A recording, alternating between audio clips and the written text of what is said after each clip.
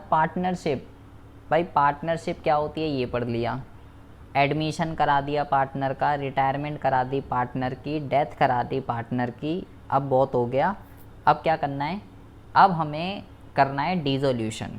Dissolution का मतलब क्या होता है, डिसोल्यूशन का मतलब होता है कि अब पार्टनरशिप जो है भाई ख़त्म हो रही है, सब कुछ ख़त्म हो रहा है, अब जो भी था सब रिश्ते नाते सब अब ख़त्म हो रहे हैं। अब हमें क्या करना है, अब हमें ब्रेकअप करवा देना है सभी पार्टनर का। तो होता क्या है, जब डिसोल्यूशन हो रहा होता है किसी भी पार्टनरशिप का, तो वहाँ पे इस चैप्टर के अंदर हम ये सीखेंगे कि भाई जब डिसोल्यूशन जब हो रहा होगा तो भाई यहाँ पे हमें कौन कौन से अकाउंट हमको जो है यहाँ पे बनाने पड़ेंगे, कैसे यहाँ पे अकाउंटिंग की जाती है डिसोल्यूशन के अंदर, ये आपको यहाँ पे समझना है। देखिए, अगर हम बात करते हैं डिसोल्यूशन की, तो इसके अंदर आपको 3 तरीके के अकाउंट बनाने सीखने हैं, 3 तरीके की चीज़ें आपको बनानी सीखनी है। सबसे पहला जो यहाँ पे अकाउंट बनता है उसको हम कहते हैं रियलाइजेशन अकाउंट। रियलाइजेशन, पीछे जो हम पढ़ के आए हैं वो रीवैल्यूएशन है, रीवैल्यूएशन। रीवैल्यूएशन ख़त्म हो चुका है, अब एक नया अकाउंट ज़िंदगी में आ रहा है जिसका नाम है रियलाइजेशन। दूसरा जो हम यहाँ पे अकाउंट बनाना सीखेंगे वो है आपका पार्टनर कैपिटल अकाउंट। और तीसरा जो हम यहाँ पे अकाउंट बनाना सीखेंगे वो है आपका कैश या बैंक अकाउंट। यहाँ पे अब बैलेंस शीट नहीं बनेगी।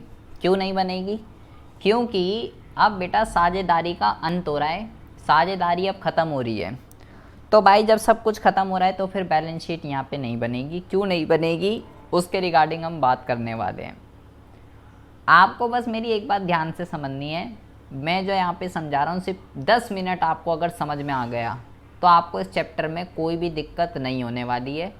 अगर ये आज समझ में आ गई बात, बहुत ही आसान चैप्टर है ये और इसमें आप बहुत ही आराम से 6 नंबर ले सकते हो। आप बस ये समझ लीजिए, हमने इससे प्रीवियस क्लास के अंदर बैलेंस शीट पढ़ी है। हमने ये पढ़ा है भाई बैलेंस शीट जो होती है इसके अंदर क्या क्या चीज़ें आपको देखने के लिए मिलती है। इधर की बात करें, इधर एसेट होते हैं, इधर की बात करें इधर लायबिलिटीज़ होती हैं। ठीक है, बहुत ज़्यादा ध्यान से सुनेंगे बेटा। एसेट की अगर हम बात करें, एसेट में आपको क्या क्या देखने के लिए मिलता है। एसेट में आपको कैश है, बैंक है, ठीक है, कैश है, बैंक है, डेटर है, स्टॉक है, बीआर है, ठीक है, cash, bank, debtor, stock, BR, या क्या कहते हैं कोई प्रीपेड एक्सपेंस हो सकता है, ठीक है, प्लांट एंड मशीनरी हो सकता है, लैंड एंड बिल्डिंग हो सकता है, फर्नीचर हो सकता है। ये आपको यहाँ पे चीज़ें देखने के लिए मिलती हैं। और ये भी हमने पढ़ा था कि भाई कुछ बटने वाली चीज़ें भी होती हैं। बटने वाली चीज़ें की अगर हम बात करें, बटने वाली चीज़ें की अगर हम बात करें तो लाइक यहाँ पे जो है आप कह सकते हो P&L अकाउंट होता है, ठीक है, यहाँ पे जो है P&L अकाउंट होता है। इसके अलावा यहाँ पे जो है एडवर्टाइजमेंट सस्पेंस कह सकते हो, या एडवर्टाइजमेंट सस्पेंस कह लीजिए, या एडवर्टाइजमेंट एक्सपेंस कह लीजिए, कुछ भी कह लीजिए, एक ही चीज़ है। एडवर्टाइजमेंट सस्पेंस या एडवर्टाइजमेंट एक्सपेंस एक ही चीज़ होती है। इसके अलावा गुडविल हो सकती है यहाँ पे। इसके अलावा एसेट साइड पर हमने सारी चीज़ें पढ़ी है, ये चीज़ें आपको देखने के लिए मिलती हैं एसेट साइड पे। Cash, bank, debtor, stock, BR, prepaid expense, plant and machine, land and building, furniture, P&L, advertisement और गुडविल। अच्छा, अब ज़रा ध्यान से सुनेंगे। अब आ जाइए लाइबिलिटी साइड। लाइबिलिटी साइड में क्या क्या चीज़ें होती हैं। लाइबिलिटी साइड में हमने पढ़ा भाई सबसे पहला तो होता है कैपिटल, बिल पेबल, क्रेडिटर, कोई भी आउटस्टैंडिंग चीज़ हो सकती है, लाइक आउटस्टैंडिंग सैलरी है, ठीक है, आउटस्टैंडिंग रेंट है, कुछ भी आउटस्टैंडिंग है तो हमारे ऊपर लाइबिलिटी है। Capital, BP, creditor, outstanding salary, outstanding rent. इसके अलावा हमने पढ़ा है P&L। इसके अलावा हमने यहाँ पे पढ़ा है जनरल रिज़र्व। इसके अलावा हमने यहाँ पे पढ़ा है वर्कमैन कंपनसेशन रिज़र्व। इसके अलावा हमने यहाँ पे पढ़ा है इन्वेस्टमेंट फ्लक्चुएशन रिज़र्व। इसके अलावा हमने यहाँ पे मैं लिख रहा हूँ पीएफ हमने पढ़ा है प्रोविडेंट फंड। ठीक है। Provident fund, P and L, general reserve, workman compensation, investment fluctuation, ये सब लाइबिलिटी साइड पे आपको ये चीज़ें देखने के लिए मिलती है, ठीक है। एंड ये हो गया आपका, इस तरीके की आपको बैलेंस शीट देखने के लिए मिलती है। अब बेटा बहुत ही ज़्यादा ध्यान से सुनेंगे। अब क्या हो रहा है, अब साझेदारी का दी एंड हो रहा है बेटा, ख़त्म हो रही है अब चीज़ें। ख़त्म होने का मतलब है अब आगे कंटिन्यू नहीं हो रहा। मान लीजिए हम ही 5 पार्टनर थे, अक्षिता, सोनू, सुरभि, तनीषा और रोहित पार्टनर थे, 5 साझेदारी चला रहे थे और हमारे पास ये एसिड थे और ये लाइबिलिटी थे। ये हमारी बैलेंस शीट दे रखी है हम पाँचों की पार्टनरशिप थी और भाई ये एसिड और लाइबिलिटी थे। अब क्या हुआ बेटा, लाइबिलिटी साइड में मैं 2 चीज़ें और लिख रहा हूँ, बहुत ही ज़्यादा ध्यान से सुनेंगे। मैंने बोला हम पाँचों की ये बैलेंस शीट है, ठीक है, हम पाँचों साझेदारों की ये बैलेंस शीट है। तो लाइबिलिटी साइड में ना मैं 2 चीज़ें और लिख रहा हूँ। मैं यहाँ पे लिख रहा हूँ मिसेज़, ये मिसेज़ लिखा है मैंने, ठीक है। मैंने यहाँ पे लिख दिया मिसेज़ रोहित लोन, ये मैंने यहाँ पे लिख दिया, ठीक है। मिसेज़ रोहित लोन का मतलब क्या होगा, रोहित की बीवी का लोन। मिसेज़ लिखा ना मैंने, भाई रोहित कौन है, रोहित तो पार्टनर है और मैंने लिख दिया मिसेज़, तो मिसेज़ का मतलब क्या हुआ, अगर मैं मिस्टर लिख देता, मिस्टर रोहित लोन, तो वो तो हो जाता रोहित का लोन है वो। मैंने यहाँ लिख दिया मिसेज़ रोहित लोन, मिसेज़ मतलब रोहित की बीवी का लोन, तो रोहित की बीवी तो पार्टनर नहीं है हमारी, रोहित है पार्टनर तो। अच्छा जी, ठीक है। इसी तरीके से हम यहाँ पे लिख रहे हैं मिस सुरभि लोन, यहाँ पे हमने लिख दिया मिस सुरभि लोन, सुरभि तो पार्टनर है। अब बेटा बहुत ही ज़्यादा ध्यान से सुनेंगे। अब क्या हो रहा है, दी एंड हो रहा है जी, सब कुछ ख़त्म। तो बेटा जब सब कुछ ख़त्म हो रहा है, अब आगे कोई कंटिन्यू नहीं करेगा, तो हमें अब क्या करना है, हमें सारे के सारे जो हमारे एसेट हैं उसको हमको बेचना है, क्योंकि अब आगे कुछ कंटिन्यू नहीं होगा। सारे के सारे एसेट को बेचकर हमें क्या करना है, उसको कैसे भी करके कैश की फॉर्म में लेकर आना है, कैश की फॉर्म में। सारे एसेट को बेच के कैश के फॉर्म में आपको यहाँ लेकर आना है। एक चीज़ हम यहाँ पे और लिख रहे हैं, प्रोविज़न फॉर डाउटफुल डेब्ट। ये इधर भी हो सकता है या डेटर में से माइनस करके भी दिखाते हैं, कहीं से भी हो सकता है, एसिड साइड पे भी आपको देखने के लिए मिल सकता है, डेटर में से माइनस हुए हुए भी, या ये आपको ध्यान रखना है प्रोविज़न लायबिलिटी होती है। तो मैं क्या कह रहा हूँ, क्योंकि अब साझेदारी का अंत हो रहा है, मुझे अपने ये जो सारे एसिड है ना, ये सारे एसिड को बेचकर क्या करना है, ये सारे एसिड को बेचकर मुझे बेटा लिक्विड फॉर्म में लेकर आना है इसको, लिक्विड फॉर्म में। लिक्विड फॉर्म का मतलब क्या होता है, लिक्विड फॉर्म का मतलब होता है बेटा या तो कैश या ऐसी चीज़ जिसको मैं तुरंत कैश में कन्वर्ट कर सकता हूँ, मुझे इस सबको बेच के कैश में कन्वर्ट करना है। आप एक बात ध्यान से सुनिए, जो ये दोनों चीज़ें हैं बेटा, ये दोनों कैश और बैंक, ये तो खुद ही कैश की फॉर्म में, कैश को मैं क्या बेचूंगा, तो बेटा मैंने बोला सारे एसिड को मुझे बेचना है और बेच के कैश की फॉर्म में लेकर आना है। तो अगर मैं इन दोनों की बात करूं तो ये तो ऑलरेडी कैश की फॉर्म में है, ये थोड़ी ना बिकेंगे भाई, कॉमन सेंस की चीज़ है, कैश को मैं बेच के क्या कैश करूंगा, वो तो पहले ही कैश की फॉर्म में है। तो इन दोनों को छोड़ के, कैश और बैंक, इन दोनों को छोड़कर आपको क्या करना है बेटा, ये सारे के सारे, ये सारे के सारे डेटर, स्टॉक, बीआर, प्रीपेड, इन सबको हमें क्या करना है, इन सबको हमको जो है बेचना है, इन दोनों को छोड़कर मुझे सबको बेचना है।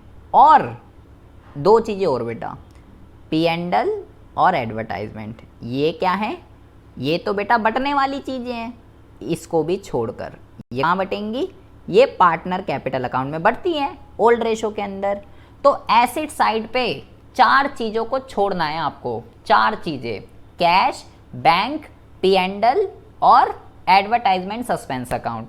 इन चारों चीज़ों को छोड़ के यहाँ पे कोई भी चीज़ होगी आपको सबको बेच डालना है, और बेच के क्या कर देना है, बेच के हमें भाई उसको कैश में लेकर आना है, कैसे भी कैश में। अच्छा जी ठीक है, सारे एसिड को बेच देंगे, किस किस को छोड़कर, इन दोनों को और इन दोनों को, 4 नाम घोल कर पी जाइए। अब आ जाइए इधर लाइबिलिटी साइड। लाइबिलिटी साइड में हाँ जी, प्रीपेड एक्सपेंस है। प्रीपेड एक्सपेंस तो एसिड होते हैं, वो तो उसको करना है, अभी हम बात करते हैं उसमें भी करना है उसको, उसका कुछ नहीं है। अब हम बात करते हैं उसका वैसी ही ट्रीटमेंट होगी जैसे सबकी है। अब हम बात करते हैं लाइबिलिटी साइड। लाइबिलिटी का मतलब क्या होता है बेटा, लाइबिलिटी का मतलब होता है उधार, मुझे जिसको पैसे देने हैं, तो अब तो भाई साझेदारी का अंत हो रहा है, अब तो आगे कंटिन्यू नहीं हो रहा, तो भाई सबके पैसे देने हैं जिसके जो बन रहे हैं। लेकिन बहुत ही ज़्यादा ध्यान से सुनेंगे, कैपिटल क्या होती है बेटा, कैपिटल, कैपिटल का मतलब होता है, कैपिटल का मतलब होता है जो ओनर ने बिजनेस में पैसा लगाया है, वही तो कैपिटल होती है। 11वीं क्लास में पढ़ा था आपने, ओनर जो प्रोप्राइटर होता है, जो बिजनेस में पैसा लगाता है, वही तो कैपिटल होती है। तो बेटा कैपिटल जो है, कैपिटल जो है वो तो ऑलरेडी किसकी फॉर्म में होती है, कैश की फॉर्म में होती है, लिक्विड फॉर्म में होती है।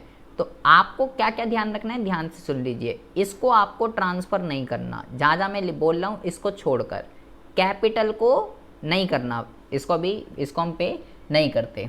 अच्छा, और क्या क्या चीज़ें छोड़नी है, और P and L, general reserve, workman compensation, ये तीनों बेटा, P and L, general reserve, workman compensation. Investment मैंने नहीं बोला बेटा, इन्वेस्टमेंट फ्लक्चुएशन रिजर्व मैंने नहीं बोला, इसका एक्सेप्शनल केस है, वो मैं आपको बता रहा हूँ बेटा। इन तीनों को छोड़कर, ठीक है, आपको पी एंड एल, क्योंकि ये क्या होंगे बेटा, P and L, general reserve और वर्कमैन, ये तीनों तो पार्टनर कैपिटल अकाउंट में बटेंगे। आती है बात पीएफ की, प्रोविडेंट फंड की, तो ये तो हम बेटा पहले से ही नहीं करते थे, ना हमने एडमिशन में करा, ना हमने रिटायरमेंट में करा, क्योंकि भाई ये तो लायबिलिटी होती है, ये पैसे देने हैं। यहाँ पे क्वेश्चन ये है कि मैं इन्वेस्टमेंट फ्लक्चुएशन रिजर्व को क्यों नहीं बांट रहा पार्टनर कैपिटल अकाउंट में, मैं इसको क्यों नहीं बांट रहा, ये बेटा केस है, ये आपका मुद्दा है बेटा। बहुत ही ज़्यादा ध्यान से सुनेंगे प्लीज़। यहाँ पे जो दो चीज़ें हैं, दो, वो आपको ध्यान रखनी है।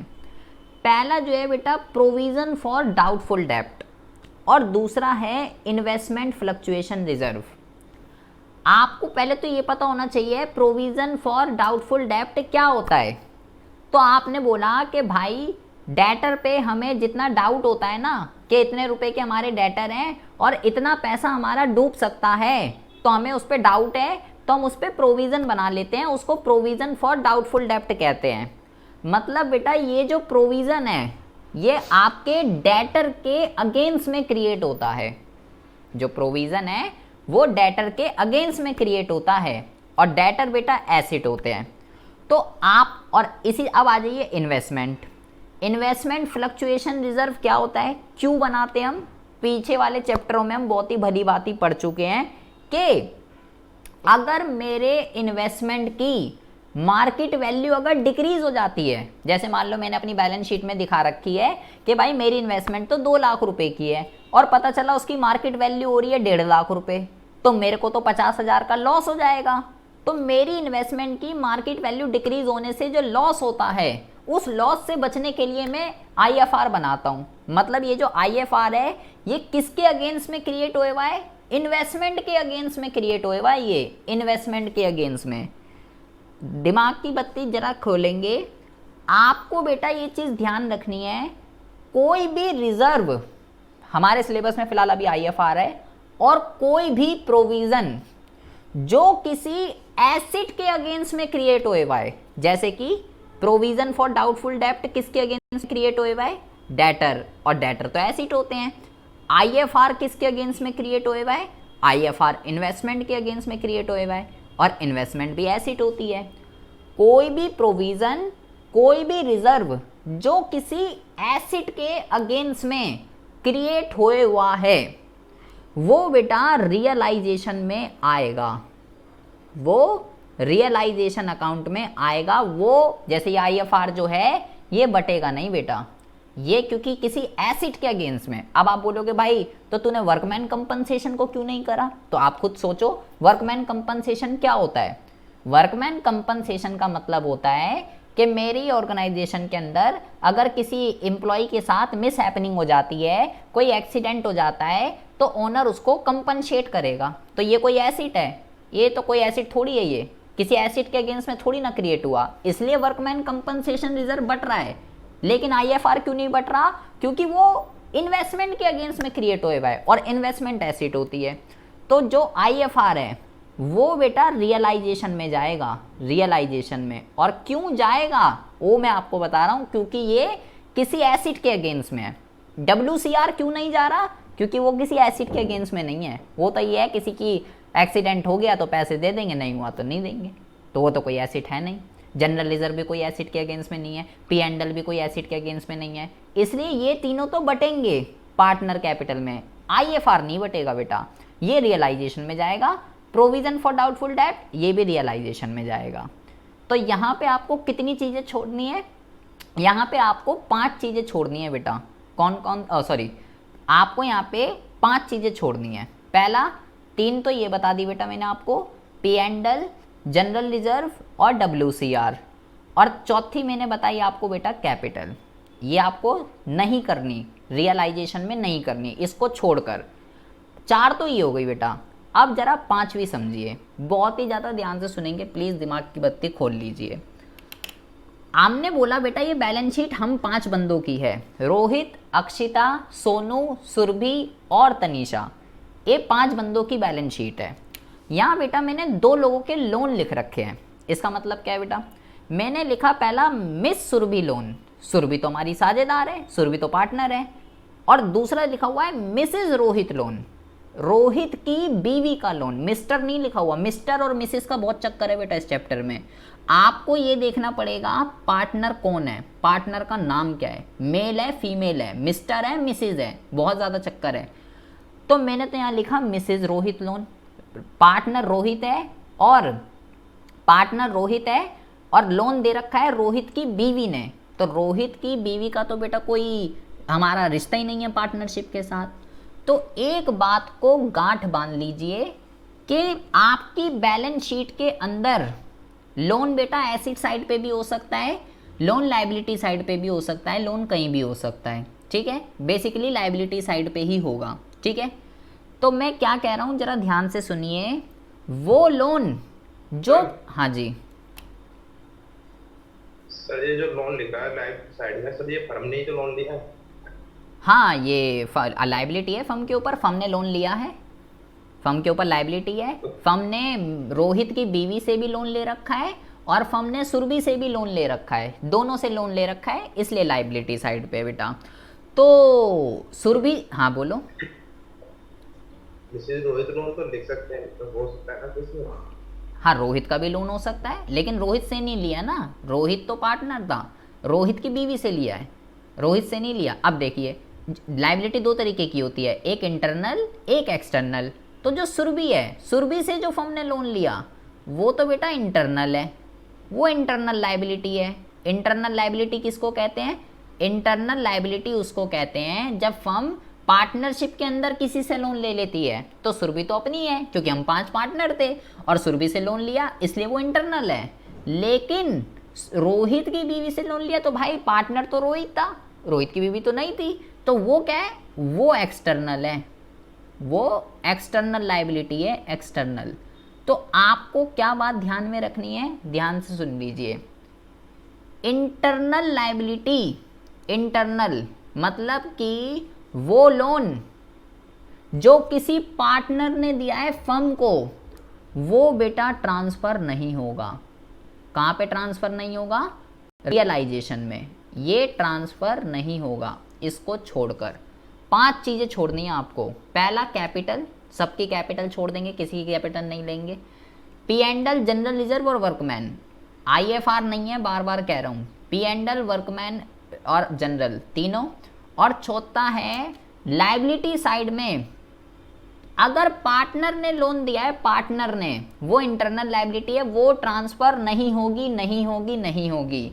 लेकिन अगर आपको क्वेश्चन कैसे कैसे मिलेंगे, उसके बेटे से लोन ले लिया, उसकी बीवी से लोन ले लिया, उसकी डॉटर से लोन ले लिया। तो अगर आपको क्वेश्चन में ऐसी चीज़ें दिखे कि उसके बेटे से लोन ले लिया, उसकी डॉटर से लोन ले लिया, तो ऐसी सिचुएशन में बेटा आपको ये बात ध्यान रखनी है कि उसके बेटे, उसका बेटा, उसकी बीवी, उसकी डॉटर, उनका हमारी पार्टनरशिप से कोई लेना देना नहीं है। तो भाई वो एक्सटर्नल लाइबिलिटी है। अगर पार्टनर से लोन लिया है तो इंटरनल है। पार्टनर के अलावा उसके किसी भी रिलेटिव से, चाहे उसकी बीवी हो, चाहे उसके बच्चे हो, उसकी डॉटर हो, उसकी सन हो, कोई भी हो, ऐसे ही लिखा होगा बेटा Mrs, Mr Rohit son loan, Mr Rohit daughter loan, ऐसा लिखा होगा। तो आपको ये ध्यान रखना है उनके रिलेटिव का लोन एक्सटर्नल की तरह ट्रीट किया जाता है। उनका हमारी साझेदारी से कोई लेना देना नहीं है, वो नॉर्मल लायबिलिटी है और कुछ भी नहीं। ये बात आपको जो है ध्यान में रखनी है। आ रही है बात समझ में अक्षिता, क्या बात चल रही है बेटा इतनी? जी सर। मैंने क्या बोला? मैंने ये बोला कि बेटा चैप्टर का नाम है डिसोल्यूशन। डिसोल्यूशन का मतलब होता है अब साझेदारी का दी एंड हो रहा है, सब कुछ ख़त्म करना है, अब रिश्तेदारी ख़त्म हो रही है, ब्रेकअप हो रहा है। तो अब क्योंकि ब्रेकअप हो रहा है तो यहाँ पे अब वो वाले अकाउंट नहीं बनेंगे जो हम पीछे पढ़ के आए हैं। अब यहाँ 3 अलग अकाउंट बनते हैं। पहला है रियलाइजेशन, दूसरा है पार्टनर कैपिटल और तीसरा है कैश और बैंक। सबसे पहले हमें ये सीखना है इस चैप्टर के अंदर, जो इस चैप्टर का मेन जड़ है वो है रियलाइजेशन अकाउंट। रियलाइजेशन अकाउंट क्या होता है, कैसे बनता है, क्यों बनता है? बेटा रियलाइजेशन का मतलब होता है किसी भी चीज़ को बेचना, वो रियलाइजेशन कहलाता है। तो आप ज़रा ध्यान से सुनिए, रियलाइजेशन अकाउंट क्या होता है, रियलाइजेशन अकाउंट क्यों बनता है, क्या मिलेगा मुझे इसको बना के। रियलाइजेशन अकाउंट इसलिए बनाते हैं हम बेटा कि एसेट को बेचने से, एसेट सारे बेच देने हमें क्योंकि अब तो साझेदारी नहीं चलने की, सारे एसेट बेचकर और सारी लायबिलिटी को पे करके, एसेट को बेच के और लायबिलिटी को पे करके फर्म को कितना प्रॉफिट हुआ और कितना लॉस हुआ, उसको बेटा ये क्या करता है, उसको जो है ये डिटरमाइन करता है कि फ़ायदा हुआ या लॉस हुआ। सारे एसेट बेच के सारी लायबिलिटी को पे करके हमें फ़ायदा हो रहा है या नुकसान हो रहा है, वो रियलाइजेशन अकाउंट निकालता है। मतलब अगर आपसे पूछ ले कि भाई रियलाइजेशन अकाउंट बनाने का ऑब्जेक्ट क्या है, तो ऑब्जेक्ट है प्रॉफिट एंड लॉस को डिटरमाइन करना after sale of asset and repayment of liability, इसलिए बनाया जाता है। क्या है ये एसेट और लायबिलिटी को, एसेट को बेचने और लायबिलिटी को पे करने के लिए बनता है। तो मैंने आपको बोला ये एसेट, ये अकाउंट के अंदर एसेट बिकते हैं और लायबिलिटी पे होती है, लेकिन कुछ कंडीशंस हैं, कुछ क्राइटेरिया, कौन से एसेट बेचने हैं, कौन सी लायबिलिटी पे करनी है, वो बातें आपको ध्यान रखनी है। तो मैंने बोला एसेट साइड पे क्या क्या होगा, कैश, बैंक और ये सब। तो मैंने बोला सारे एसेट को बेच के लिक्विड फॉर्म में लिया, और लिक्विड का मतलब कैश या ऐसी चीज़ जिसको तुरंत कैश में कन्वर्ट कर सके। तो मैंने बोला भाई कैश और बैंक तो ऑलरेडी लिक्विड फॉर्म में है, उसको क्या लिक्विड फॉर्म में लेकर आओगे, तो इसको नहीं, इसको छोड़कर। और पी एंडल और एडवर्टाइजमेंट, इसको क्यों छुड़वाया मैंने, क्योंकि ये बेटा पार्टनर कैपिटल अकाउंट में बढ़ते हैं ओल्ड रेशो में। ये 4 चीज़ों को छोड़ के बाकी कुछ भी दिखे आपको, सबको आपको बेच डालना है, सबको बेच डालना है। अच्छा जी ठीक है, सारे एसिड बेच डाले 4 चीज़ों को छोड़ के। कौन कौन सी 4 चीज़ें हैं बेटा अक्षिता?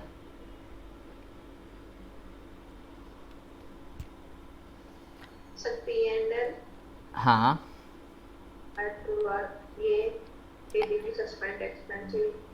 हाँ और लायबिलिटी साइड है नहीं, एसिड साइड कौन सी 4 चीज़ें हैं जिसको मुझे नहीं करना, नहीं बेचना? पी एंडल, कैश, बैंक, हाँ, और वो दोनों पी एंडल और एडवर्टाइजमेंट, सस्पेंस। हाँ, पी एंडल और एडवर्टाइजमेंट सस्पेंस को क्यों नहीं बेचना? क्यों नहीं बेचना, मैंने लिखा है यहाँ छोड़कर, क्यों क्यों छोड़ दूँ मैं इनको, क्या ये कि इन दोनों में ऐसी क्या खास बात है, और इन दोनों में ऐसी क्या खास बात है जो इसको छोड़ दें हम।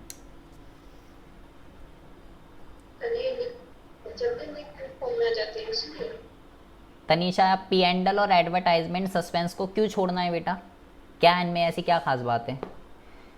क्योंकि ये पार्टनर कैपिटल अकाउंट में ऑल रेशियो में डिस्ट्रीब्यूट होंगे। क्योंकि अक्षिता, पी एंडल और एडवर्टाइजमेंट एक्सपेंडिचर हम पीछे वाले चैप्टरों में भी पढ़ के आए हैं, ये बटने वाली चीज़ें होती हैं, ये पार्टनर में ओल्ड रेशो में बटती हैं, इसलिए इसको छोड़ना है। और कैश और बैंक को इसलिए, वो तो ऑलरेडी कैश की फॉर्म में है, अबे सब कुछ बेच के कैश में लाना है आपको, तो कैश तो ऑलरेडी कैश की फॉर्म में है, उसको क्या करोगे। लाइबिलिटी साइड में मैंने सारी चीज़ें लिख दी, provision, capital, BP, creditor, outstanding, लेकिन मैंने बोला 4 चीज़ों को छोड़ के, पहला है कैपिटल, दूसरा है पी एंडल, जनरल रिजर्व और WCR, और चौथा है किसी पार्टनर का लोन, अगर लोन किसी पार्टनर ने दिया है, ये 4 चीज़ों को नहीं करना, इसको छोड़ के जो भी मिले सबको ट्रांसफ़र करके सबको पे करना है, लायबिलिटी पे होती है। और ये पता लगाते हैं कि हमको प्रॉफिट हुआ या लॉस हुआ। सुरभि जी, आवाज़ आ रही है आपको? तो आप मुझे ये बता सकते हैं कि IFR पार्टनर कैपिटल अकाउंट में क्यों नहीं बट रहा, क्या दिक्कत है इसमें? इसमें ऐसी क्या खास बात है कि ये नहीं बट रहा, ये पार्टनर कैपिटल में WCR बट रहा है? क्योंकि ये एसेट्स के अगेंस्ट है। अच्छा, और प्रोविज़न फॉर डाउटफुल डेब्ट प्रोविजन फॉर डाउटफुल कौन से एसेट के अगेंस्ट में बनता है?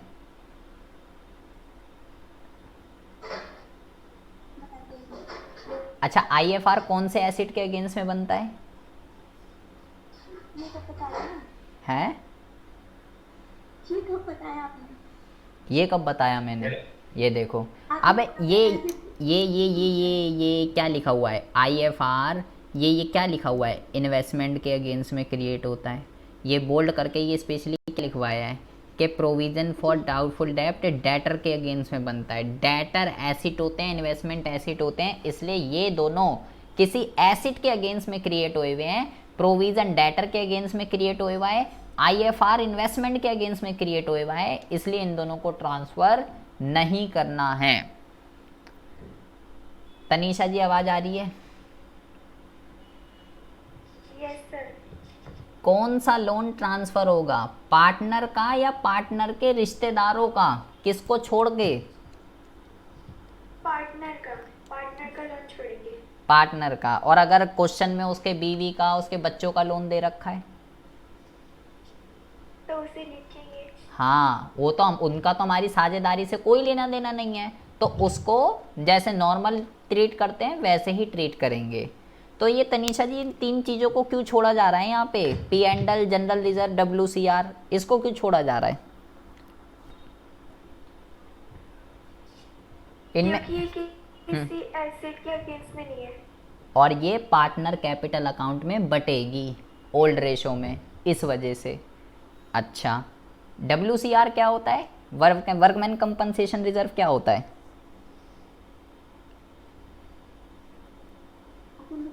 सर जब किसी वर्कमैन को चोट वगैरह लगती है ना तो उसमें दिया जाता है। अच्छा, ये बनाया जाता है। और कैपिटल को इसलिए छोड़ा जा रहा है क्योंकि कैपिटल कहाँ जाएगी, कैपिटल जाएगी पार्टनर कैपिटल अकाउंट में, उसका रियलाइजेशन से कोई लेना देना नहीं है। 4 चीज़ें, 3, 4, 5 चीज़ें लायबिलिटी साइड हैं और 4 चीज़ें एसिड साइड हैं। इनको छोड़ के सारे एसिड को बेच डालना है, सारी लायबिलिटी को पे कर देना है, और ये सब करने के बाद रियलाइजेशन अकाउंट में हम ये देखते हैं कि हमको प्रॉफिट हुआ या हमको लॉस हुआ। बहुत ही ज़्यादा ध्यान से बेटा सुनेंगे। हमें बनाना है रियलाइजेशन अकाउंट। क्यों इसको छोड़ा जा रहा है ये मैं आपको बहुत ही अच्छे से बता चुका हूँ, तो प्लीज़ इस बात को घोल के पी जाइएगा। अगर अभी भी डाउट है तो पूछ लीजिए, क्योंकि अब अगर मुद्दा आगे बढ़ गया तो फिर दिक्कत हो जाएगी। अक्षिता अगर डाउट है तो पूछ लो बीबी कि क्यों छोड़ा जा रहा है, एसिड साइड पे वो 4 चीज़ें क्यों छोड़ी, लाइबिलिटी साइड पे ये 3 चीज़ों में ऐसी क्या खास बात है, बीवीओ का लोन क्यों ट्रांसफ़र कर रहे हैं, उसका लोन क्यों ट्रांसफ़र नहीं कर रहे, पार्टनर के लोन में ऐसी क्या खास बात है, रिलेटिव के लोन में ऐसी खास बात क्यों नहीं है। आ रहा है अक्षिता समझ में? जी सर। अच्छा, अब क्या कह रहे हो? एक क्वेश्चन पूछूं? हाँ बोलो। जनरल रिजर्व को क्यों छोड़ दिया? अरे वो तो बटने वाली चीज़ें हैं ना, P and L, general reserve और WCR, ये तो तीनों बटने वाली चीज़ें हैं ना, वो तो बटेंगी पार्टनर में। अब आपको क्या करना है, अब हम सीख रहे हैं रियलाइजेशन अकाउंट बनेगा कैसे। तो अकाउंट्स में चलती है बेटा क्रॉस एंट्री। सबसे पहले हमें क्या करना होता है, सबसे पहले एसेट उधर है तो भाई सारे के सारे एसेट इधर ट्रांसफ़र होंगे, तो यहाँ पे आप लिखेंगे टू एसेट ट्रांसफ़र, सारे एसेट इधर ट्रांसफ़र होंगे, और लाइबिलिटी इधर होती है तो सारी लाइबिलिटी यहाँ पे ट्रांसफ़र हो जाएगी। पहले ट्रांसफ़र होती है बाय लाइबिलिटी ट्रांसफ़र, और जिसको छोड़कर बोला है उसको नहीं करना। हम यहाँ पे लिख रहे हैं एक्सेप्ट मतलब उसको छोड़कर, किसको छोड़कर, कैश, बैंक, P&L और एडवर्टाइजमेंट, इसको छोड़कर जो भी है सारे ऐसे ट्रांसफ़र होंगे बेटा। जैसे कि ऐसे लिखते हैं यहाँ पे P&L, plant and machinery, land and building, debtor, stock, जो भी होगा वन बाय वन सारे लिखेंगे। लाइबिलिटी में भी किसको छोड़ के, एक्सेप्ट, एक तो कैपिटल को छोड़ के, ठीक है, पार्टनर के लोन को छोड़कर, और क्या है क्या बेटा, P&L, जनरल रिजर्व, WCR, इनको छोड़कर सारी लाइबिलिटी को ट्रांसफ़र कर देना है। लाइक BP है, क्रेडिटर है, ठीक है, IFR है, प्रोविज़न फॉर डाउटफुल डेब्ट है। ये तो ये स्पेशल केस है बेटा, ये बच्चे इसमें बहुत कंफ्यूज रहते हैं कि IFR होगा या नहीं होगा, प्रोविज़न फॉर डाउटफुल डेब्ट होगा नहीं होगा, तो इसलिए मैं यहाँ ज़्यादा जोर दे रहा हूँ। लाइबिलिटी में IFR भी होगा, प्रोविज़न फॉर डाउटफुल डेब्ट भी होगा, BP, क्रेडिटर, IFR और जो भी है, क्या कहते हैं, आउटस्टैंडिंग जो भी है, सब कुछ आपको क्या कर देना है, सब कुछ आपको ट्रांसफ़र कर देना है। अभी आपने केवल ट्रांसफ़र करें हैं, ट्रांसफ़र कि भाई मेरे पास ये एसेट हैं जो बिकने के लिए तैयार हैं, और ये लाइबिलिटी है जो पे करने के लिए तैयार है। अभी तो तैयार हैं, अभी ट्रांसफ़र करके बताया है रियलाइजेशन अकाउंट को कि भाई ये बिकेगा और ये लाइबिलिटी है, इसको पे करना है। अब आती है बात पे करने की। पे किधर होते हैं, तो अकाउंट्स बेटा क्रॉस चलती है, इधर एसेट ट्रांसफ़र हुए हैं इधर, तो पे किधर होते हैं, पे होते हैं इधर जो है पे होते हैं क्या, बाय, यहाँ पे हम लिखते हैं बाय एसेट रिलीज्ड, यहाँ पे एसेट बिकते हैं, ट्रांसफ़र इधर होते हैं, तो अपोजिट साइड पे जो है, अपोजिट साइड पे बिकेंगे। लाइबिलिटी ट्रांसफ़र इधर हुई है, तो अपोजिट साइड पे क्या होगी, अपोजिट साइड पे पे होगी, तो टू लाइबिलिटी पे। सबसे पहली बात तो ऐसे ध्यान रखें। अब एसेट कैसे कैसे बिकते हैं, लाइबिलिटी कैसे कैसे पे होती है, उसके बारे में हम डिटेल में चर्चा करने वाले हैं। बट पहले आपको ये समझना है, ट्रांसफ़र एसेट इधर होते हैं और बिकेंगे इधर, लाइबिलिटी ट्रांसफ़र इधर हुई और बिकेगी इधर, अपोजिट साइड पे होता है सब कुछ। ये एसेट इधर कैसे आ गए, इधर क्रॉस एंट्री, लाइबिलिटी इधर कैसे आ गई, क्रॉस एंट्री। देखिए अक्षिता बहुत ही ज़्यादा ध्यान से सुनेंगे बेटा, जो मैं वर्ड बोल रहा हूँ उस बात को ध्यान रखना है। अब मुझे एसिड बेचने हैं, एसिड को बेचना है, मैंने बेटा यहाँ पे सारे एसिड ट्रांसफ़र कर लिए जो कि इस बात को प्रदर्शित कर रहे हैं कि भाई ये एसिड बिकने के लिए तैयार है। ठीक है, दो तरीके के एसिड होते हैं, दो तरीके के। पहला जो एसिड होता है बेटा उसको हम कहते हैं रिकॉर्डेड एसिड, और दूसरा जो एसिड होता है वो होता है अनरिकॉर्डेड। पहला हम यहाँ पे लिखते हैं रिकॉर्डेड, और दूसरा हम यहाँ पे लिखते हैं बेटा, दूसरा हम यहाँ पे लिख रहे हैं अनरिकॉर्डेड। पहले आप इन दोनों का मीनिंग समझिए। रिकॉर्डेड का मतलब क्या होता है? रिकॉर्डेड का मतलब होता है वो एसेट जो मेरी यहाँ बैलेंस शीट में है वो रिकॉर्डेड होता है, और वो एसेट जो ऊपर मेरी बैलेंस शीट में नहीं है वो अनरिकॉर्डेड होता है। जो बेटा ऊपर बैलेंस शीट में होगा वो तो यहाँ पे भी होगा, तो वही तो ट्रांसफ़र करूँगा। मतलब यहाँ वाले जो होंगे वो रिकॉर्डेड होंगे बेटा, क्योंकि वो बैलेंस शीट से ही तो ट्रांसफ़र होकर आ रहे हैं। भाई मैं कह रहा हूँ जो हमारे यहाँ बैलेंस शीट में होते हैं उसका मतलब है वो रिकॉर्डेड है, वो मेरी बैलेंस शीट में है, तो यही तो ट्रांसफ़र होकर यहाँ पे आए। तो ये जो ट्रांसफ़र होकर यहाँ पे आ रहे हैं ये रिकॉर्डेड ही तो हैं, और कौन है? अनरिकॉर्डेड वो होते हैं जो ऊपर मेरी बैलेंस शीट में नहीं है। तो आपको बात क्या ध्यान रखनी है, चाहे बेटा एसेट रिकॉर्डेड हो, चाहे एसेट रिकॉर्डेड हो, चाहे एसेट अनरिकॉर्डेड हो, कोई भी हो बेटा, जो अनरिकॉर्डेड है वो इधर नहीं है बेटा, एसेट साइड पे इधर अनरिकॉर्डेड एसेट नहीं है, ट्रांसफ़र नहीं है। क्यों नहीं है? क्योंकि वो मेरी ऊपर बैलेंस शीट में है ही नहीं, तो ट्रांसफ़र कैसे होंगे? चाहे एसेट रिकॉर्डेड हो चाहे एसेट अनरिकॉर्डेड हो, सारे के सारे इधर ही बिकेंगे। अनरिकॉर्डेड ट्रांसफ़र नहीं होते, अनरिकॉर्डेड सीधा बिकते हैं क्रेडिट साइड पे। ट्रांसफ़र क्यों नहीं हुए? क्योंकि ऊपर है ही नहीं। चाहे रिकॉर्डेड हो चाहे अनरिकॉर्डेड हो, इधर ही बिकेंगे। अब बिकते कैसे कैसे हैं वो बात ज़रा समझिए। बिकने के दो कॉन्सेप्ट हैं बेटा, या तो हम उसको कैश में बेच देते हैं।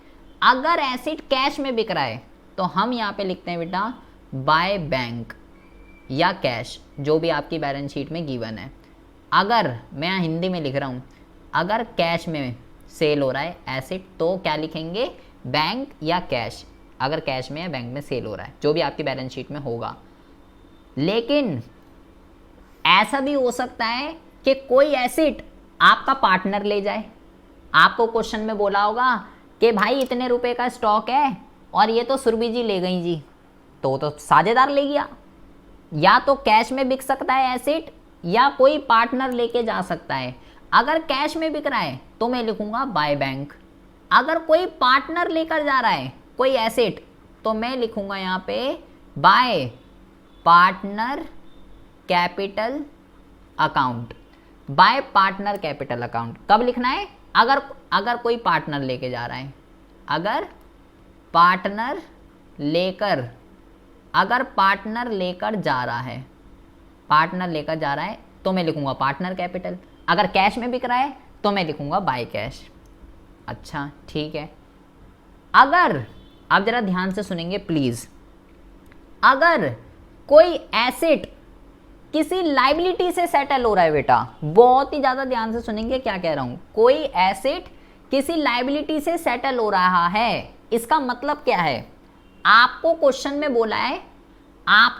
में बोला कि भाई आपके पास ना 1 लाख रुपए की मशीन थी, आपके पास 1 लाख रुपए की मशीन थी, और आपका क्रेडिटर क्या कह रहा है? क्रेडिटर लाइबिलिटी होती है। ये बंदा क्या कह रहा है, ध्यान से सुनेंगे, मेरे पास प्लांट एंड मशीनरी है 1 लाख की और क्रेडिटर भी है मेरे पास। तो मेरा क्रेडिटर क्या कह रहा है कि तू ये प्लांट एंड मशीनरी मुझे दे दे, और मुझे क्रेडिटर को पैसे देने हैं। तो क्रेडिटर कह रहा है मुझे पैसे मत दे, मुझे तू ये मशीन दे दे, मैं इसमें कर लूँगा अपनी सेटलमेंट, मुझे बस ये मशीन दे दे।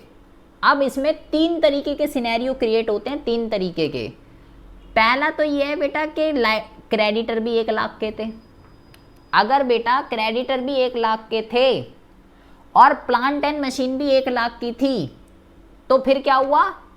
और वर्ड फुल्ली सेटलमेंट लिखा होना चाहिए, फुल्ली सेटलमेंट। ध्यान से सुन लीजिए, अपनी बुद्धि में बिठा लीजिए, सेटलमेंट से भी काम नहीं चलेगा, फुल्ली ही लिखा होना चाहिए, फुल्ली सेटलमेंट। अगर आपके क्वेश्चन में लिखा हुआ है कि क्रेडिटर ये कह रहा है कि भाई मेरे को तू ये मशीन दे दे और मेरी फुल्ली सेटलमेंट हो जाएगी। फुल्ली सेटलमेंट का मतलब होता है अब उसको कुछ नहीं देना, सब बकाया सब इसी में हो गया। वो कह रहा है मशीन दे दे, मेरा हिस्सा पार्ट खत्म बात, फुल्ली सेटलमेंट हो गई, कोई पैसा नहीं देना।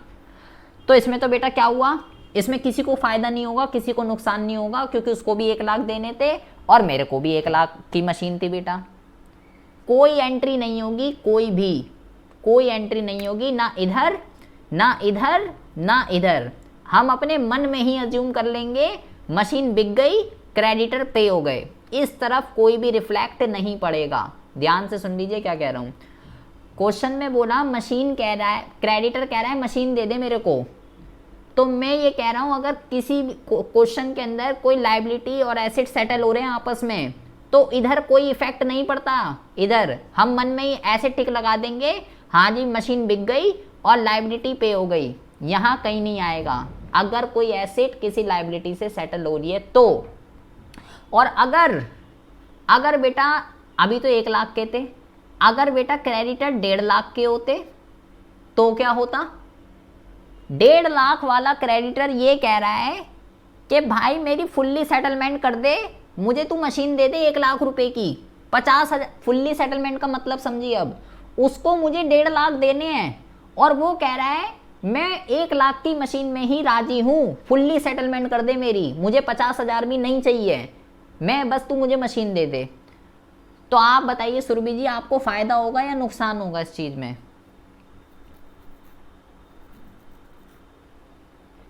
आवाज आ रही है सुरभि जी? आवाज तो आ रही है लेकिन एक बार रिपीट करोगे? आपका एक क्रेडिटर है 1.5 लाख रुपए का। क्रेडिटर एक ऐसा व्यक्ति होता है जिसको मुझे पैसे देने हैं, 1.5 लाख रुपए मुझे क्रेडिटर को देने थे। आपका क्रेडिटर ये कह रहा है मुझे 1.5 लाख रुपए नहीं चाहिए, मुझे बस तू ये अपनी 1 लाख रुपए की मशीन दे दे और मेरी फुल्ली सेटलमेंट कर दे, मुझे जो 50,000 जो बचे वो भी नहीं चाहिए। प्रॉफिट हो रहा है आपको, अब की बार प्रॉफिट हो रहा है। अच्छा, और अगर बेटा ये क्रेडिटर 50,000 के होते और वो ये कह रहा है कि भाई ये 1 लाख की मशीन दे दे मेरे को, 1 लाख की, और फुल्ली सेटलमेंट कर दे मेरी, अब क्या हो रहा है सुरभि? अब लॉस हो रहा है। तो बेटा चाहे कोई भी केस हो, इसका कोई भी, यहाँ पे कोई भी केस हो, एसेट लायबिलिटी से ही तो सेटल हो रही है ना। जब भी कोई एसेट लायबिलिटी से सेटल होगा उसका रियलाइजेशन में कोई इफेक्ट नहीं पड़ेगा, मन में अज्यूम कर लेंगे एसेट बिक गए, लायबिलिटी पे हो गई। लेकिन जो ये वाले जो केस हैं, ये वाले, यहाँ तो इस वाले में बेटा इस वाले में प्रॉफिट हो रहा था और इस वाले में लॉस हो रहा था, इस चीज का इफेक्ट, इसका तो इफेक्ट देखने के लिए मिलेगा ना, इसको तो कहीं दिखाएंगे पर 50,000 का प्रॉफिट 50,000 का लॉस इसका होगा, सिर्फ इसका, एसेट और लायबिलिटी का कोई नहीं होगा। अच्छा, यहाँ पे जितने भी एसेट हैं ध्यान से सुन लीजिए, जितने भी हैं सबको बेचना है बेटा, सबको, कोई भी रहना नहीं चाहिए। अगर यहाँ पे 4 लिखे हुए हैं, plant and machinery, land and building, debtor और स्टॉक, अगर यहाँ 4 लिखे हुए हैं तो यहाँ चारों का हिस्सा पार्ट हो जाना चाहिए। चाहे मैं उसको कैश में बेचूं, चाहे कोई पार्टनर लेके चला जाए, चाहे कोई एसेट किसी लायबिलिटी से सेटल हो जाए, सारे एसेट को खत्म करना है, जबरदस्ती करना है, कुछ भी हो जाए, आंधी आ जाए या तूफान आ जाए। अगर बेटा किसी क्वेश्चन में मान लो मेरा पूरा क्वेश्चन खत्म हो गया लेकिन स्टॉक के बारे में कुछ इन्फॉर्मेशन ही नहीं दे रखी, स्टॉक के बारे में कुछ बताया ही नहीं कि स्टॉक कितने का बिका, कैश में बिका, कोई पार्टनर ले गया या कोई एसेट किसी लायबिलिटी से सेटल हो गया, कुछ नहीं दे रखा। अगर ध्यान से सुन लीजिए क्या कह रहा हूँ, अगर किसी एसेट की कोई भी इंफॉर्मेशन गिवन नहीं है, पूरा क्वेश्चन साइलेंट है, पूरा क्वेश्चन खत्म हो गया लेकिन उस एसेट का बताया ही नहीं कि उस एसेट का क्या हुआ, तो बेटा ऐसी सिचुएशन में उस एसेट को बुक वैल्यू पे ही पे कर देते हैं। बुक वैल्यू का मतलब, मान लो अगर यहाँ 70,000 रुपये लिखे हुए हैं कि 70,000 का स्टॉक है तो मैं उसको 70,000 रुपये में ही कैश में बेच दूंगा, जितने यहाँ लिखे हुए हैं उतने पे ही बेच दूंगा। ऐसा उस एसेट के साथ करना है जिसकी क्वेश्चन में इंफॉर्मेशन नहीं होती। जिस भी एसेट की क्वेश्चन में इंफॉर्मेशन नहीं होती वो एसेट बुक वैल्यू पे ही बिक जाता है, एक्सेप्ट गुडविल। ये बात आपको ध्यान रखनी है। यहाँ पे हम लिख देते हैं नीचे इस बात को, क्या बोला मैंने यहाँ पे आपको बोला कि जिस एसेट की कोई इंफॉर्मेशन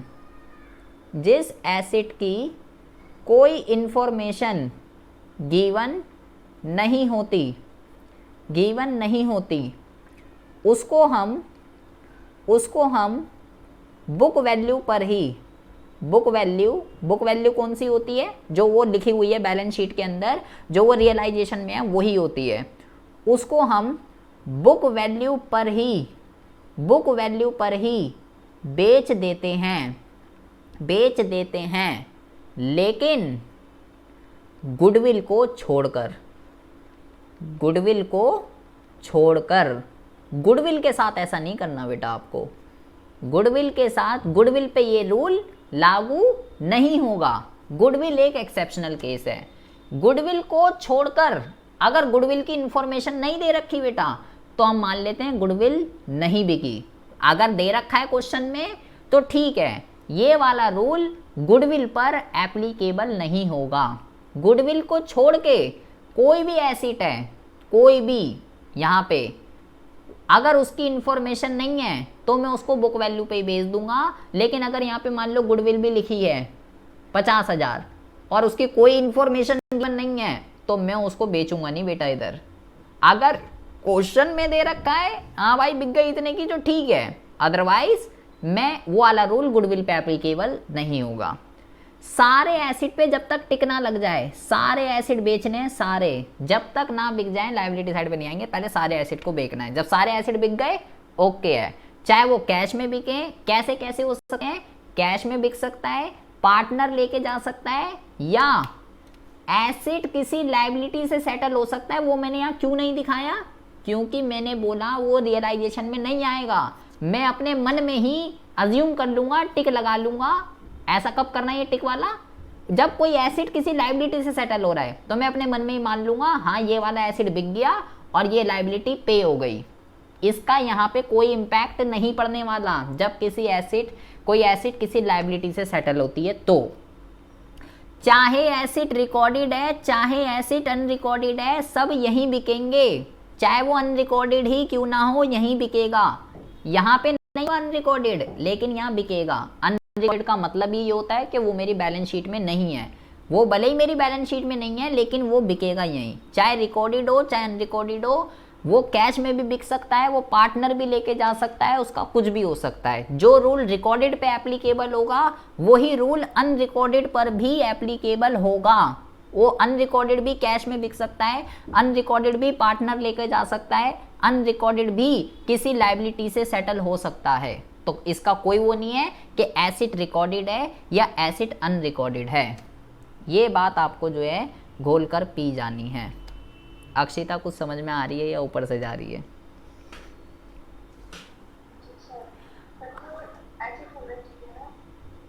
हाँ हाँ बोलो, जो एसिड होना चाहिए। हाँ मतलब वो मेरे ऊपर बैलेंस शीट में नहीं होगा, वो यहाँ पे भी नहीं होगा, वो बैलेंस शीट में भी नहीं होगा। नीचे पॉइंट में लिख रखा होगा कि जी एक खराब टाइपराइटर था आपका और ये आपने उसको बेच डाला इतने रुपए में, अनरिकॉर्डेड टाइपराइटर था ऐसे। अब जो मुद्दा एसिड पे हुआ है बेटा वही सारी चीज़ लायबिलिटी पे भी होती है। लायबिलिटी को पे करना है इधर। आप ज़रा ध्यान से सुनेंगे, लायबिलिटी में थोड़ा अलग सिनेरियो है बेटा। लायबिलिटी में क्या सिनेरियो है जरा ध्यान से सुनेंगे बेटा। लायबिलिटी में भी यही है, चाहे बेटा लायबिलिटी क्या दिख यार, एक मिनट रुको जरा। लायबिलिटी में भी बेटा सेम सीन है, चाहे लायबिलिटी रिकॉर्डेड है चाहे लायबिलिटी अनरिकॉर्डेड है, कोई भी हो बेटा। रिकॉर्डेड कौन सी होगी? रिकॉर्डेड वो होगी जो मेरी यहाँ पे बैलेंस शीट के अंदर है, उसको रिकॉर्डेड कहते हैं। और अनरिकॉर्डेड वो होगी जो मेरी ऊपर बैलेंस शीट के अंदर नहीं है, जो यहाँ पे नहीं है। चाहे लायबिलिटी रिकॉर्डेड हो चाहे लायबिलिटी अनरिकॉर्डेड हो, कोई भी लायबिलिटी हो बेटा वो यहाँ पे होगी, डेबिट साइड पे होगी। आंधी आ जाए या तूफान आ जाए, कुछ भी हो जाए, यहीं पे होगी, यहीं पे। इसके साथ भी बेटा सेम यही सीन है। अगर कैश में पे हो रही है लायबिलिटी तो मैं यहाँ पे लिख दूंगा टू बैंक और कैश। अगर कैश में क्या हो रही है, पे हो रही है। अगर कैश में पे हो रही है तो मैं लिखूंगा बेटा टू कैश या बैंक। और ऐसा भी हो सकता है कि आपकी कोई लायबिलिटी आपका पार्टनर पे कर रहा है। जैसे कि मैंने अभी बेटा क्वेश्चन में ऊपर बोला था मिसिज रोहित लोन, रोहित की बीवी का लोन। तो मैंने बोला बेटा जो रोहित की बीवी का लोन है वो इंटरनल की तरह ट्रीट किया जाएगा सोनू या एक्सटर्नल की तरह, कौन सी लाइबिलिटी मानी जाएगी? क्या सर? मैंने ऊपर अभी क्वेश्चन में लिखा था मिसिज रोहित लोन, रोहित की बीवी का लोन, तो वो इंटरनल लाइबिलिटी है या एक्सटर्नल है? सर है जी, एक्सटर्नल। एक्सटर्नल। तो ऐसा भी हो सकता है कि आपकी कोई लाइबिलिटी कोई पार्टनर पे कर रहा हो, तो आपको क्वेश्चन में ऐसे दे रखा होगा कि रोहित की जो बीवी का लोन था ना वो रोहित ने पे कर दिया, ऐसे दे रखा होगा, रोहित की बीवी का लोन रोहित ने पे कर दिया। तो भाई रोहित की बीवी का लोन किसको पे करना था सुरभि जी? किसको पे करना था? रोहित को पे करना था रोहित की बीवी का लोन। अबे वो तो फर्म ने भाई, वो तो फर्म ने लिया था ना, सब ने लिया था, वो तो पार्टनरशिप ने लिया था ना, वो तो पार्टनरशिप फर्म को पे करना था, रोहित थोड़ी ना एप्लीकेबल है। कोई भी लाइबिलिटी अगर बेटा कोई पार्टनर पे कर रहा है तो मैं यहाँ पे फिर टू पार्टनर कैपिटल अकाउंट लिख दूंगा, टू पार्टनर कैपिटल अकाउंट। कब लिखना है ये? अगर बेटा कोई पार्टनर जो है पे तो। अच्छा जी ठीक है। अगर कोई एसेट से सेटल हो रही है, कोई लाइबिलिटी अगर किसी एसेट से सेटल हो रही है तो उसका इफेक्ट यहाँ देखने के लिए नहीं मिलेगा, नहीं मिलेगा और नहीं मिलेगा, वो यहाँ पे नहीं आएगी, वो बस मन में ही हम टिक लगा देंगे, हाँ जी लाइबिलिटी पे हो गई। हाँ जी सर जैसे बिल्स पेएबल है, हाँ बिल, हमारी लाइबिलिटी ठीक है क्या सर? कोई पार्ट मतलब कोई बिल्स पेएबल है, हाँ हाँ तो सर वो हमारी लाइबिलिटी है, उससे मतलब कोई पार्टनर पे कर रहा है, हाँ हाँ ठीक है? हाँ सर पार्टनर का नेम मतलब लाइबिलिटी का नेम नहीं आएगा, डायरेक्ट पार्टनर के नेम लिखा जाएगा। लाइबिलिटी का क्या नहीं आएगा? जैसे सर बिल्स पेएबल जो है कोई पार्टनर है वो पे कर रहा है, तो पार्टनर का नेम आएगा या फिर बिल्स पेएबल जो पे होता है पार्टनर का नेम आएगा। जैसे अगर सुरभि पे कर रही है तो मैं यहाँ लिखूंगा सुरभि कैपिटल अकाउंट, जो पार्टनर पे कर रहा है उसी का ही नाम आएगा। अगर सुरभि पे कर रही है तो मैं लिखूंगा सुरभि कैपिटल अकाउंट, जो भी पार्टनर पे कर रहा है उसका नाम आएगा। और अगर किसी एसेट से सेटल हो रही है तो मैंने आपको बता दिया, अगर किसी एसेट से सेटल हो रही है तो नहीं आएगा, नहीं आएगा, नहीं आएगा। अच्छा अब ज़रा ध्यान से सुनेंगे प्लीज़। जो मैं यहाँ बता रहा हूँ इस यहाँ पे बस थोड़ी सी याद रखने वाली ज़्यादा चीज़ें हैं। आपको बेटा ये ध्यान रखना है, ये जो IFR और ये जो प्रोविज़न फॉर डाउटफुल डेब्ट है ना, ये दोनों मैंने बोला जैसे बेटा एक एक एसेट को बेचना है उसी तरीके से एक एक लाइबिलिटी को पे भी करना है, चाहे वो BP हो, क्रेडिटर हो, कोई भी आउटस्टैंडिंग हो, किसी का लोन हो, सब कुछ पे होगा, लेकिन except IFR and provision. IFR और प्रोविज़न क्या है बेटा? किसी को मुझे, अच्छा आप खुद सोचो, लाइबिलिटी का मतलब होता है मुझे किसी को पैसे देने हैं, तो प्रोविज़न में किसको पैसे देने हैं? आपको किसी को पैसे देने हैं आपको सोनू, बताओ आप, प्रोविज़न में आपको किसी को पैसे देने हैं क्या? सर नहीं, प्रोविज़न में किसी को पैसे थोड़ी ना देने हैं मुझे। अबे प्रोविज़न तो मैंने अपने डेटर के अगेंस्ट में बना रखा है कि भाई डेटर था, उस पर मुझे डाउट है, तो इतने रुपए का मुझे डाउट है, तो मैंने प्रोविज़न बना दी, और प्रोविज़न लाइबिलिटी होती है, प्रोविज़न में मुझे किसी को पैसे नहीं देने। और same as it is IFR है। IFR क्या था कि मेरी जो वैल्यू फ्लक्चुएट हो रही है इन्वेस्टमेंट की, अगर डाउन हो गई तो उसके अगेंस्ट में मैंने रिजर्व बना रखा है, तो किसी को पैसे थोड़ी ना देने हैं मुझे।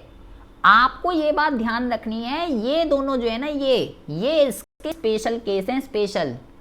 ये जो दोनों है बेटा, ये केवल ट्रांसफ़र होते हैं, इनको पे नहीं करना, ये ओनली ट्रांसफ़र होंगे, ट्रांसफ़र।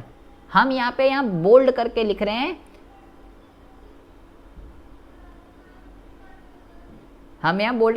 हैं, एक्सेप्ट IFR और प्रोविज़न फॉर डाउटफुल डेब्ट। एक मिनट रुको ना बेटा, एक मिनट रुक जाओ।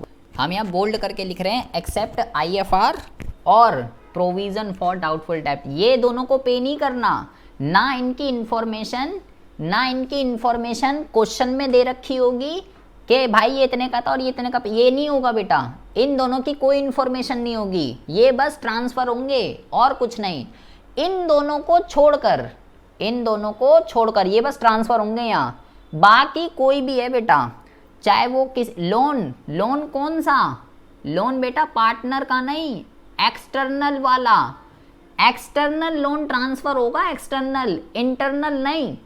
जो किसी पार्टनर ने लोन दिया है, जैसे हमारे ऊपर केस में सुरभि ने जो लोन दिया था, वो नहीं आएगा यहाँ पे। पार्टनर का लोन ट्रांसफ़र नहीं होगा। अगर उसके किसी रिलेटिव का लोन है वो ट्रांसफ़र होगा, चाहे उसकी बीवी का हो, चाहे उसके बच्चों का हो, उसके बेटे का हो, उसकी डॉटर का हो, किसी का भी हो, वो ट्रांसफ़र होगा। और जो रूल एसिड पे एप्लीकेबल है वो ही रूल बेटा लायबिलिटी पे भी एप्लीकेबल है। क्या है रूल? कि अगर बेटा किसी भी लायबिलिटी की कोई इन्फॉर्मेशन नहीं है, हम यहाँ लिखते हैं कि जिस लायबिलिटी की कोई इन्फॉर्मेशन गिवन नहीं होती, उसको हम क्या कर देते हैं, उसको हम बुक वैल्यू पर ही पे कर देते हैं। ठीक है। और यहाँ पे चाहे बोल्ड करके लिख देता हूँ, यहाँ पे भी except IFR and provision for doubtful डेब्ट, इन दोनों पे ये रूल एप्लीकेबल नहीं है बेटा। और एसिड में कौन है? एसिड में है बेटा गुडविल। IFR और प्रोविजन की कभी कोई इंफॉर्मेशन गिवन नहीं होगी, लेकिन गुडविल की हो भी सकती है और नहीं भी। अगर है तो बेच देंगे और नहीं है तो नहीं बेचेंगे। ये हो गया बेटा आपका, सारे एसिड बेच दिए, सारी लायबिलिटी बेच दी बेटा। अब आपको क्या करना है, एसिड बेचने में और लायबिलिटी को पे करने में, एसिड को बेचने में और लायबिलिटी को पे करने में कुछ खर्चा आता है बेटा, जिसको रियलाइजेशन एक्सपेंस कहते हैं। रियलाइजेशन एक्सपेंस, तो ये जो रियलाइजेशन एक्सपेंस होते हैं, रियलाइजेशन एक्सपेंस क्या होते हैं? एसिड को बेचने में और लायबिलिटी को पे करने में जो भी खर्चा आता है उसको रियलाइजेशन एक्सपेंस कहते हैं। तो ये जो रियलाइजेशन एक्सपेंस है, ये बेटा फर्म भी पे कर सकती है और ये जो है बेटा पार्टनर भी पे कर सकता है। फर्म भी पे कर सकती है और पार्टनर भी पे कर सकता है। और ये इस चैप्टर के अंदर बेटा पापा है, ये अकेला ही पूरे चैप्टर के बराबर है। इसके अंदर 6 अलग अलग तरीके के केस होते हैं बेटा, वो हम अगली कक्षा के अंदर सीखेंगे, कल वाली क्लास में, कि क्या केस होते हैं इसके अंदर। अभी आप इसके अंदर दो क्वेश्चन आते हैं बेटा, या तो जनरल एंट्री आएगी या रियलाइजेशन अकाउंट बनाने के लिए आएगा। तो जो जनरल एंट्री आती है, कभी कभार ऐसा होता है 6 के 6 पॉइंट रियलाइजेशन एक्सपेंस के ऊपर आ गए, तो इसमें अलग अलग केस होते हैं, वो हम कल पढ़ेंगे। आपको अगर ये समझना है, अगर फर्म पे कर रही है, अगर फर्म पे कर रही है तो बेटा हम यहाँ पे लिखते हैं टू बैंक, अगर फर्म पे कर रही है। अगर किसी पार्टनर ने रियलाइजेशन एक्सपेंस पे कर दिया बेटा, तो फिर बेटा टू बैंक नहीं आएगा, तो जिस पार्टनर ने पे किया है उसका नाम आएगा टू पार्टनर कैपिटल अकाउंट। अगर फर्म पे कर रही है तो टू बैंक, पार्टनर पे कर रहा है तो पार्टनर कैपिटल अकाउंट। मैंने बेटा सारे एसिड को ट्रांसफ़र कर दिया, सारी लायबिलिटी को ट्रांसफ़र कर दिया, सारे एसिड बेच दिए, सारी लायबिलिटी को पे कर दिया, रियलाइजेशन एक्सपेंस हो गया, सब कुछ हो गया। अब क्या करते हैं, बैलेंसिंग करते हैं। अगर इधर की कम आती है डेबिट साइड तो उसको कहते हैं प्रॉफिट। अगर इधर की कम आती है तो वो होगा बेटा प्रॉफिट। यहाँ होगा प्रॉफिट ट्रांसफ़र, जो भी पार्टनर हैं ABC, उसमें बेटा डिस्ट्रीब्यूट हो जाएगा। रेशो एक ही होगी, ओल्ड रेशो, और कोई यहाँ पे न्यू गेन सेक्रीफाइस ऐसा कोई चक्कर नहीं होगा। और अगर बेटा इधर, इसका मतलब क्या होगा बेटा कि एसिड बेचने से और लायबिलिटी पे करने से आपको फ़ायदा हो रहा है बेटा, ये इधर आ गया। और अगर इधर की बैलेंसिंग कम आ रही है तो इसका मतलब है एसिड बेचने से और लायबिलिटी पे करने के बाद आपकी पार्टनरशिप को क्या हो रहा है, आपकी पार्टनरशिप को लॉस हो रहा है बेटा। ठीक है, और ये आपका अकाउंट जो है बंद हो जाएगा। ये बेटा इस अकाउंट का मुद्दा है। कैसे ये बनेगा, कौन कहाँ आएगा, क्यों आएगा, ये आप समझा। तनीषा इतनी बात समझ में आ रही है या ऊपर से जा रही है? ये सर समझ आ रही है सारी। समझ में आ रही है सारी, कोई दिक्कत वाली बात नहीं? पूछ लूँ कुछ भी? अब नहीं निकलेगा गले से, बस पूछो मत। पूछने के अलावा तुम्हें जो करना है वो कर सकते हो, हैं? ये सर पूछ सकते हो। पूछ सकते हैं। तो ये बताइए, जब कोई एसेट किसी लायबिलिटी से सेटल होगा तो वो डेबिट साइड में आएगा या क्रेडिट साइड में आएगा? सर वो ना डेबिट साइड आएगा ना क्रेडिट साइड आएगा। ओ बेटे की जान, नेटवर्क आ रहे हैं आज तो, क्या बात है। अच्छा, आपको बेटा ये बात ध्यान रखनी है। अक्षिता समझ में आ रहा है क्या बात चल रही है? जी सर, मुझे एक पॉइंट पूछना था कि अगर कोई एसेट लायबिलिटी वो कहीं नहीं आएगा, ना डेबिट साइड आएगा ना क्रेडिट साइड आएगा। बोल तो रहा हूँ, चीख चीख के नहीं आएगा। उसका